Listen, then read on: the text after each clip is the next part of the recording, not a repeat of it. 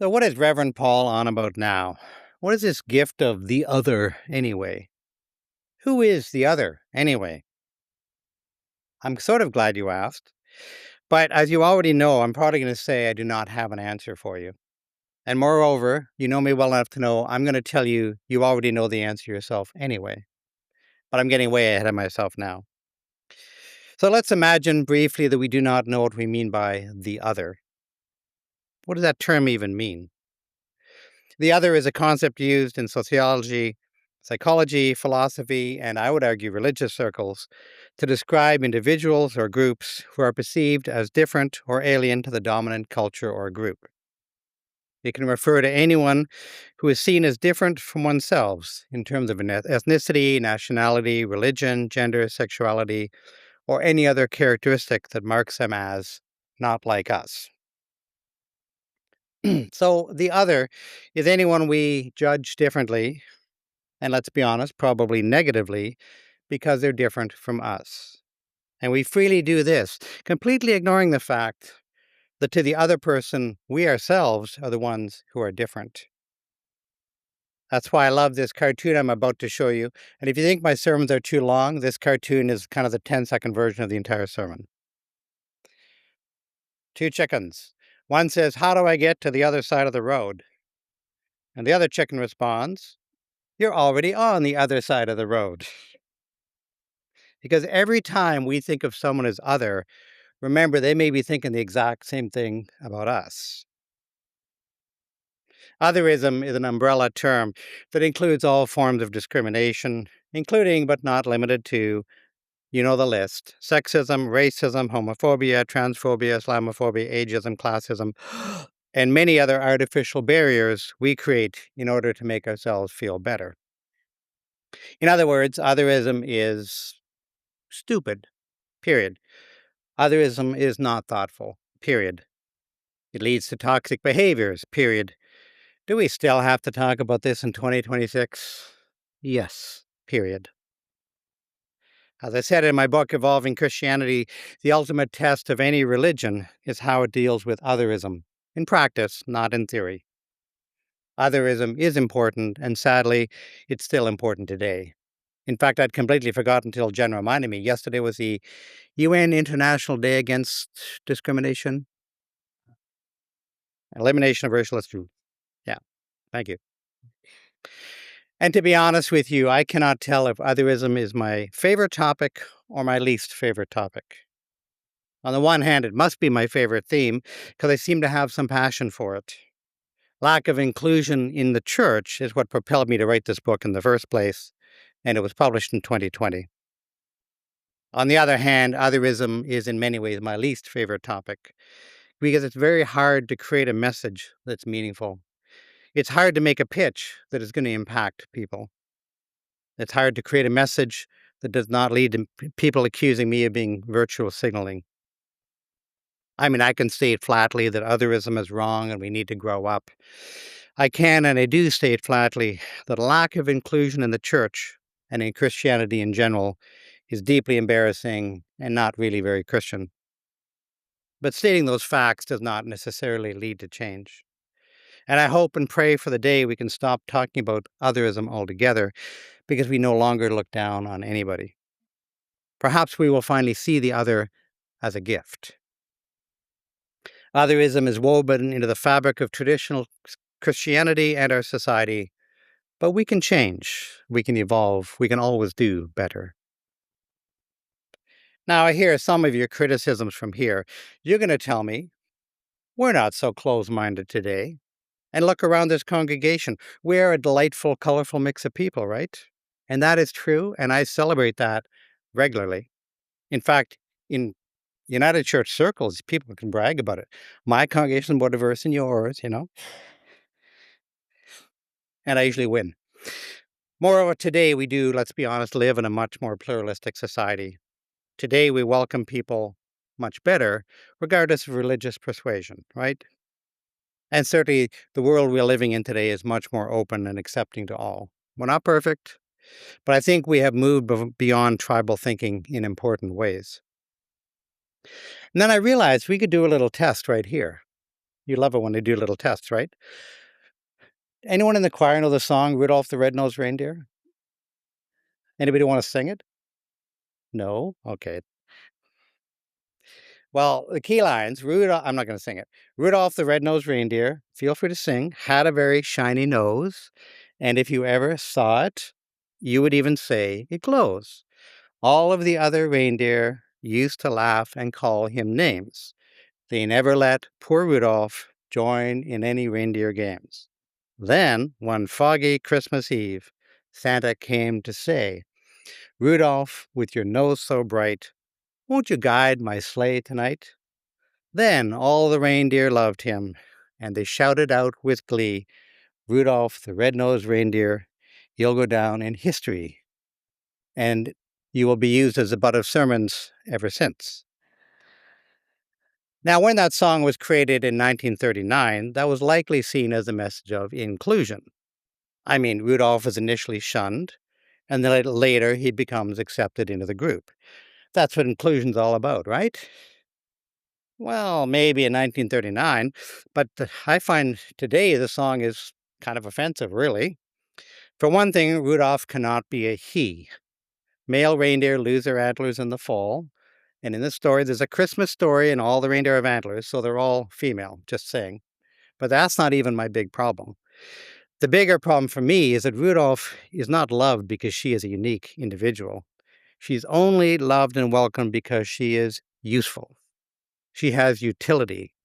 Her glowing nose is just the thing for seeing through the fog. So she was first shunned because she was different. Now she is embraced because her difference is something that people need. She was not embraced just for being herself. And I suppose in 1939, that is what inclusion probably looked like. But today, I believe inclusion is about accepting people as they are because we are a gift to each other, not because we have a particular ability, simply because of who we are. Incidentally, this is why I do not celebrate Black History Month in the traditional way, because I prefer open conversations about our responses to learning Black history. The traditional church way to celebrate Black History Month, and not just the church, was to lift up of stories of Black people who did amazing things, right? The traditional way to celebrate Black History Month is to say we should care about Black people because, they actually do useful things. Like the example, I still like the example that apparently to get the US to the moon, they were doing all this work in the 60s, and this is long before we had computers, on our wrists. So a lot of it was the math was done by hand, and apparently there was this little group of Black women who just excelled at doing arithmetic well and fast. But that means they're useful. They were useful like Rudolph. And I prefer to celebrate people simply because they are, not because they have utility for me. I feel like this reflection is kind of okay, but I think it's a bit too theoretical. And I should be honest enough with you to say more. Because in Canada, we have a problem that when we discuss racism, we sometimes do it in ways that are actually racist. This happens in lots of ways, but today I want to lift up one particular dynamic. Oh, sorry, I had a Rudolph picture for you. Sorry about that. So cute, right? She. So, just to lean into this conversation, I need to remind you of two words. Islamophobia is hating a Muslim because they are Muslim. Anti-Semitism is hating a Jew because they are a Jew, right? Islamophobia and anti-Semitism are the exact same disease. They just impact different communities. But here in Canada, while anti-Semitism is instantly spoken against, which it should be, Islamophobia is still socially acceptable in Canada. Our approach to fighting racism is, in fact, racist. As one glaring example from south of the border, U.S. Congressman Randy Fine recently declared Muslims do not belong in North America. He's still in office. What do you think would have happened if Fine had said Jews do not belong in North America, right? He would be fired instantly. Anti-Semitism is taken seriously, and it should be, but Islamophobia is often given a free pass. And I confess I had to warm up with the U.S. example because I think I'm still too angry about the current Canadian example. because just last week, Premier Doug Ford felt free to spew hate-filled comments at our Muslim brothers and sisters. If you missed it, Ford made a 3-minute video that was allegedly about fighting hatred. And I applaud that, because hatred is stupid and harmful. But during the video, Ford himself made hateful comments. The video was timed to coincide with the Al-Quds rally that happened last Saturday, March 14th. In the video, Ford said, quote, "This demonstration," referring to Al-Quds, "is nothing more than a breeding ground for hate and anti-Semitism. It glorifies violence. It celebrates terrorism. It has no place in Ontario. It has no place in Canada." Well, you won't be surprised to know that I was there. I participated in the Al-Quds rally myself, as I have done for quite a few years. Absolutely nothing hateful or anti-Semitic was spoken, not that I heard. And trust me, when I go, I listen. The speeches were inspirational and only focused on reducing hatred and bringing more peace into the world. There were Jews present in support of the Al-Quds Day, as well as rabbis, including these gentlemen. The gathering did not promote anti-Semitism or hatred in any way. And our mainstream media did not cover any of that. What I found on the mainstream media only covered the clash between the demonstrators and the counter-protesters, and that's what happened on the extreme edge of the event.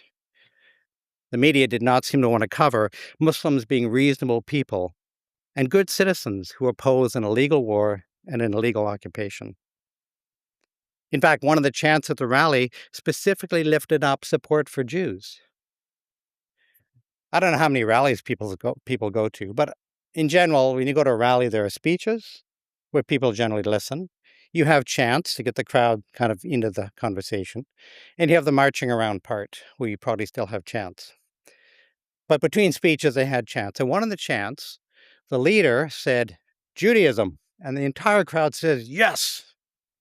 And then the leader said, "Zionism," and the whole crowd said, "No." In Canada, we confront racism in ways that are racist. Islamophobia is the same disease as anti-Semitism. They both must be fought against equally. And if you do not know the difference between Judaism and Zionism, please reach out to me.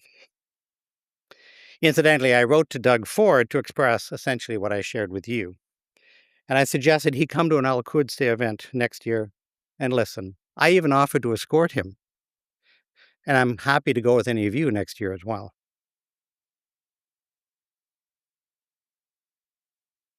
I'd like us all, actually, though, to reflect in general on just how open we are as individuals, as a congregation, as a society. What are we open to, and who are we open to, and honestly, who are we not open to? And I look forward to stimulating discussions at our Lenten group this week. A while ago, I participated in an immigration summit, and I learned a few things. One phrase I learned was, "Diversity is counting numbers, inclusion is making the numbers count." What do you think of that one? Do we treat everybody like they are a gift? Do we make the numbers and the relationships count? So to bring this down to earth a bit more, I invite us to think about a Thanksgiving dinner. A traditional meal, anyway. We all love Thanksgiving dinners, right? And many of us, I know, open our tables to people who are alone or don't have any family around. And good, that's a great thing to do. But there are different levels of openness that we can strive for at a Thanksgiving meal. Level 1, I'll call it. We host our traditional Thanksgiving dinner as we have for years. And we invite some people to join us who have no family to share a meal with. And that's great. But we control everything. Our guests have no say in the menu or any aspect of the meal. We expect them to be appreciative of the wonderful gift we're giving them. In short, we include them, but we kind of invite them to be just like us. And that's okay, that's still a gift, but to me, that's like level 1. Level 2, we host our traditional meal, but we ask our gift if they have any food preferences. We accommodate their food requests within our traditional meal we have prepared. We still make all the food, and only they get that delicious chickpea salad that they need. They're kind of included, but a bit like a bad-fitting prosthetic. Level 3, we broaden our vision of a Thanksgiving dinner to include many foods that our guests enjoy. We still make it all ourselves. We keep control of the event. But we welcome menu suggestions, and everyone at the table gets to have that delicious chickpea salad. In level 4, we invite our guests to bring foods they have prepared themselves, to express themselves and their own diverse experiences. We're not really controlling everything. We facilitate an open, shared meal because we invite people to celebrate who they are and to share that gift with us. There are probably other levels, but for me, that goes far enough. As one point I want to make about this Thanksgiving dinner image is these levels 1 to 4 demonstrate increasing inclusion and participation by all. But at the same time, as you go up those levels, we have to decrease our sense of control. If we're committed to controlling every aspect of something, there's not much scope for being inclusive. So they kind of go hand in hand, but if we want to control everything, that's a barrier to inclusion. Where do you think we as a congregation are on this Thanksgiving dinner spectrum I just made up? And where do we want to be? Are we busy trying to control everything? Or are we open to the unknown, the unexpected, the unforgettable, the downright glorious? Now, I don't like the Thanksgiving dinner model because 4 is too big a number for me. I prefer a simpler 3-level model, which says diversity is having a seat at the table, inclusion is having a voice, and belonging is having your voice heard. And I prefer this model because it leads to something even better than inclusion, which is belonging. It is wonderful to be included, but it is life-changing to know that you belong. If you ever reach out to a person you might be tempted to call the other, that person may feel a greater sense of belonging. But I guarantee you yourself will definitely feel a greater sense of belonging. Because you will realize your fear of the other person was actually unfounded. The other person is not an enemy. They are a friend you have not met yet. And when we truly embrace another person, we will find that they are a gift. They may be a gift that just makes us more complete. And this is what community looks like. This is what healing looks like. Healing is being liberated from our fears and other hang-ups. And finally, in our gospel reading today, Jesus heals Lazarus. And the very last line of the story, and thanks for reading the whole thing, Jen, but I was going to use the last line. Jesus said to the people, "Unbind Lazarus, let him go. Unbind him." Do you want to be unbound? Do you want to be free? Throw away your sense of us and them, and you will be on a new path towards your own freedom. Embrace the gift of the other. Amen.